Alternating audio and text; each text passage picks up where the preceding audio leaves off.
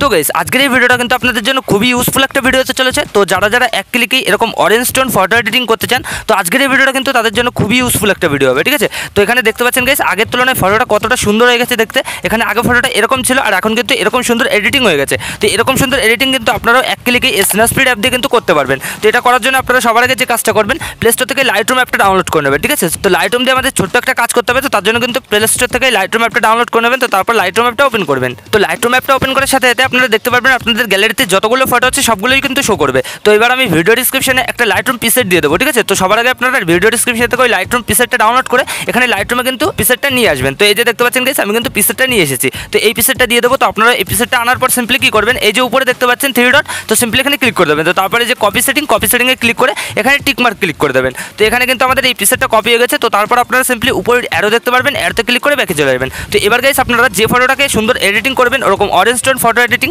তো সেই ফটোটা কিন্তু চুজ করে নেবেন, সেই নর্মাল ফটোটা, ঠিক আছে। তো এখান থেকে আমি একটা নর্মাল ফটো চুজ করে নিচ্ছি। এই যে একটা ক্লিক করলাম আর এখানে কিন্তু আমাদের ফটোটা চলে আসলো। তো তারপর আপনারা সিম্পলি কী করবেন, ফটোটা আসার পর উপরে দেখতে পাবেন 3 ডট, তো সিম্পলি এখানে ক্লিক করে দেবেন। তো তারপরে যে পেজ সেটিং এখানে ক্লিক করার সাথে সাথে আপনাদের ফটোটা এরকম হয়ে যাবে। তো এবার আপনারা সিম্পলি কী করবেন, এই যে উপরে দেখতে পাচ্ছেন সেভের আইকন, তো সিম্পলি এখানে ক্লিক করে এই যে সেভ কপি টু ডিভাইস এখানে ক্লিক করে ডাইরেক্ট আপনাদের গ্যালারিতে ফটোটা সেভ করে নেবেন। তো এখানে কিন্তু আমাদের সেভ হয়ে গেলো। তো এবার আমরা সিম্পলি ব্যাক করে নেবো। তো এবার গাইস আমরা স্ন্যাপস্পিড অ্যাপটা ওপেন করে নেবো, ঠিক আছে। আপনারা প্লে স্টোর থেকে স্ন্যাপস্পিড অ্যাপটা ডাউনলোড করে ইনস্টল করে নেবেন। এখানে খুব সহজে কিন্তু প্লে স্টোরে পেয়ে যাবেন। তো তারপর অ্যাপটা ওপেন করবেন। তো স্ন্যাপস্পিড অ্যাপটা ওপেন করার সাথে সাথে আপনাদের সামনে এরকম একটা ইন্টারফেস চলে আসবে। তো সবার আগে যে প্লাস আইকন দেখতে পাচ্ছেন, তো সিম্পলি এখানে ক্লিক করে দেবেন। তো এবার গাইস আপনাদের গ্যালারির যতগুলো ফটো আছে সবগুলো কিন্তু এখানে শো করবে। তো এবার আপনারা লাইটরুম থেকে যে ফটোটাকে সেভ করলেন তো সেই ফটোটা কিন্তু চুজ করে নেবেন, একটা ক্লিক করবেন আর এখানে কিন্তু আমাদের ফটোটা চলে আসবে। তো তারপর গাইস এখানে ফটোটা চলে আসলো। তো এখানে দেখতে পাচ্ছেন কালারটা কিন্তু আমাদের ফেসটা কিন্তু নষ্ট হয়ে গেছে, দেখতে পাচ্ছেন ফেসের কিন্তু কালার পুরো অন্যরকম হয়ে গেছে। তো এটা আমরা ঠিক করবো। তো সেটা করার জন্য এই যে নিচে টুলস দেখতে পাচ্ছেন, টুলসে ক্লিক করবেন। তো তারপর একটু নিচে যাবেন, এখানে দেখতে পাবেন ডাবল এক্সপোজার, তো সিম্পলি এখানে ক্লিক করে দেবেন।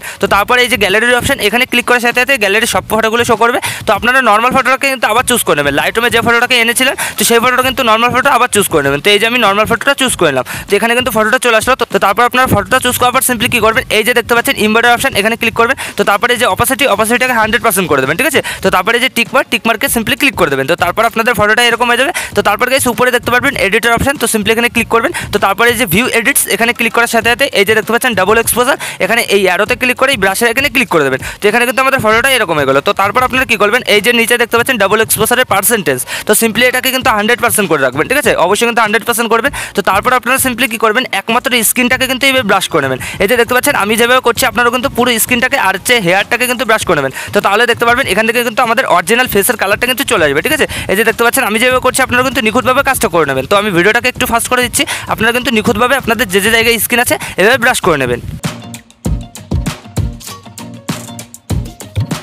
অলরাইট গাইস এখানে দেখতে পাচ্ছেন আমার পুরো ফটোর কিন্তু স্ক্রিনে ব্রাশ করা হয়ে গেছে। তো তারপর কিন্তু আমাদের ফটোটা এরকম হয়ে গেছে। তো আপনাদের ফটো কিন্তু এরকম হয়ে যাবে। তো তারপর আপনাদের এটা হয়ে গেলে সিম্পলি নিচে টিকমার্ক দিতে পারবেন, টিকমার্ক ক্লিক করে ব্যাকে চলে যাবেন। তো তারপরে যে উপরে অ্যারোতে ক্লিক করে ব্যাকে চলে যাবে। তো এখানে দেখতে পাচ্ছেন গাইস আমাদের ফটোটা কিন্তু আগের তুলনায় এডিটিং হয়ে গেছে। তো এবার আমরা সিম্পলি কী করবো, এই যে নিচে টুলস দেখতে পারবো, নিচে টুলসে ক্লিক করবো। তো তারপর প্রথমেই রয়েছে টিউন ইমেজ, তো সিম্পলি এখানে ক্লিক করে দেবেন। তো এখান থেকে আপনারা এই যে ব্রাইটনেস দেখতে পাচ্ছেন, ব্রাইটনেসটাকে একটু প্লাস করে দেবেন, এখানে 45% আশেপাশে রেখে দেবেন। তো তারপরে এই যে কন্ট্রাস্টটাকে আপনারা একটু মাইনাস করে দেবেন, এখানে 40% আশেপাশে মাইনাস করে দেবেন। আর এই যে স্যাচুরেশন দেখতে পাচ্ছেন, স্যাচুরেশনটাকে কিন্তু অবশ্যই আপনারা মাইনাস করবেন, এখানে 25% আশেপাশে মাইনাস করে দেবেন। তো তারপরে যে নিচে টিকমার্ক সিম্পলি ক্লিক করে দেবেন। তো তারপরে যে উপরে এডিটর অপশন এখানে ক্লিক করে এই যে ভিউ এডিটস এখানে ক্লিক করে দেবেন। তো তারপরে যে টিউন ইমেজের অ্যারো এখানে ক্লিক করে ব্রাশে এখানে ক্লিক করে দেবেন। তো এবার গাইস আপনারা কী করবেন, এই যে নিচে দেখতে পাচ্ছেন টিউন ইমেজের পার্সেন্টেজ, তো এটাকে কিন্তু অবশ্যই 100% রাখবেন। তো তারপর আপনারা 2 ফিঙ্গার দিয়ে ফটোটাকে জুম করে নেবেন। তো এবার গাইস আপনারা শুধুমাত্র স্ক্রিনটাকে কিন্তু এইভাবে ব্রাশ করে নেবেন, এইভাবে ব্রাশ করে নেবেন। তো তাহলে দেখতে পারবেন আপনাদের স্ক্রিনটা কিন্তু আগের তুলনায় পরিষ্কার হয়ে যাবে আর কিন্তু স্মুথ হয়ে যাবে, ঠিক আছে। এই যে দেখতে পাচ্ছেন আমি যেভাবে করছি আপনারা কিন্তু নিখুঁতভাবে এই কাজটা করে নেবেন, যে জায়গায় স্কিন আছে সেই জায়গায় কিন্তু এইভাবে ব্রাশ করে নেবেন।